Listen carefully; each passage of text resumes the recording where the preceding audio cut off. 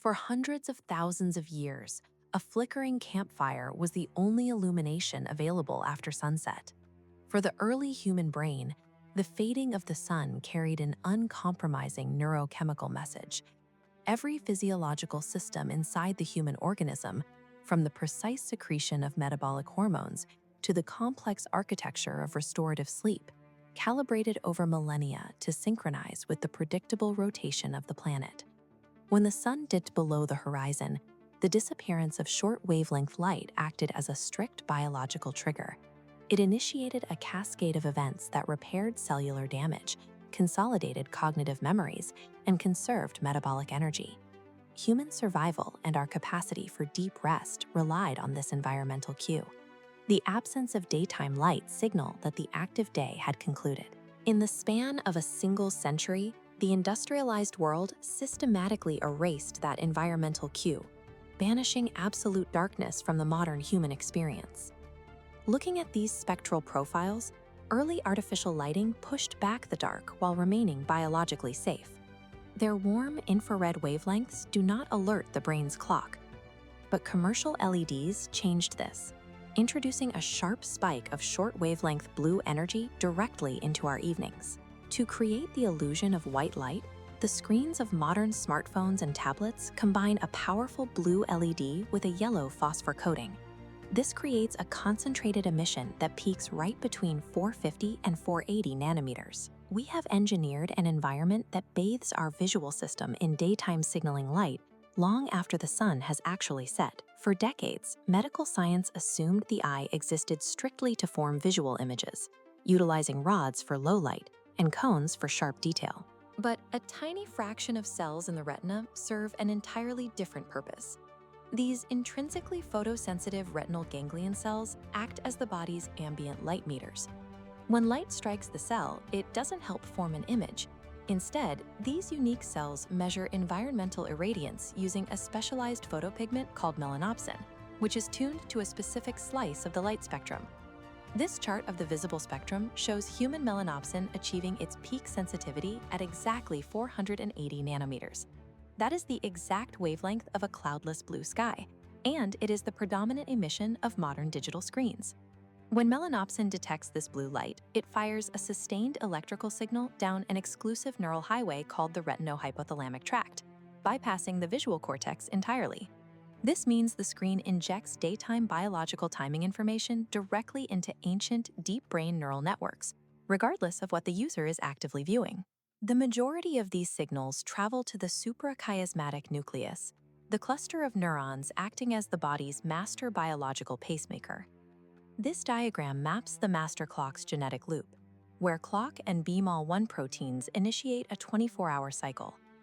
Because our innate clock runs slightly longer, it requires environmental blue light to reset the cycle, aligning our internal phase to the external dawn daily.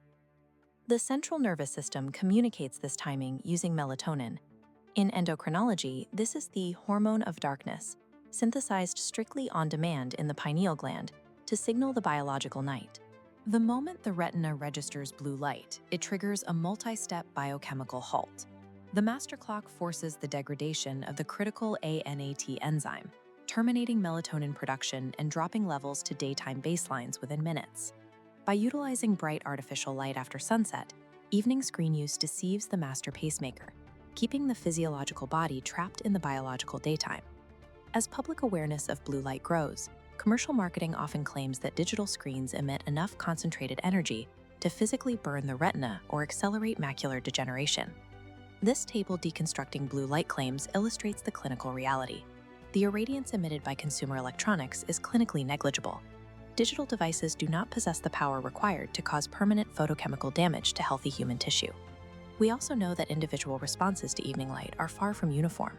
Specific genetic variances, like polymorphisms in the PER3 clock gene, dictate how much a person's melatonin levels will drop when exposed to a screen. Staring at a screen primarily threatens the internal synchronization of our biological timing. This desynchronization creates a condition known as social jet lag, driven by late evening screen entertainment, keeping our physiological state consistently at odds with our behavioral schedules. The severe physiological consequences of this mismatch are most documented in the modern shift worker. Subjected to bright workplace lighting throughout the night, their intrinsic circadian clock is held in continuous opposition to their environment. The result is metabolic friction. The body is forced to attempt complex insulin secretion and high-level cognitive processing during the exact metabolic trough evolution designed for cellular repair. This mismatch between the biological clock and behavioral schedules alters normal glucose tolerance, acting as a risk factor for chronic metabolic disruption. To combat this, architectural engineering is adopting the melanopic photopic ratio, measuring the biological impact of light rather than just its visual brightness. This chart of recommended lighting maps a steep drop from high-intensity daytime exposure down to a strict evening baseline of under 10 lux. We see this applied aboard the International Space Station. To protect biological time, astronauts rely on programmable LED arrays that shift their spectral output from a blue-enriched alertness mode down to a warm amber pre-sleep mode. Fixing the modern lighting crisis requires deploying dynamic indoor environments that mimic the spectral gradients of the prehistoric solar day. Human evolutionary biology already possesses a defense mechanism against the onslaught of artificial light, a phenomenon chronobiologists call sun gating.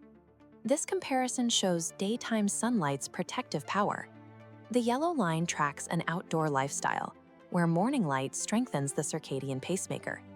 As the dotted line shows, light-deprived humans possess vulnerable clocks, triggering an outsized biological response to evening screens. Aligning daily habits to maximize outdoor light exposure in the morning fortifies the master clock, allowing the body to better withstand the blue light intrusions of the modern evening.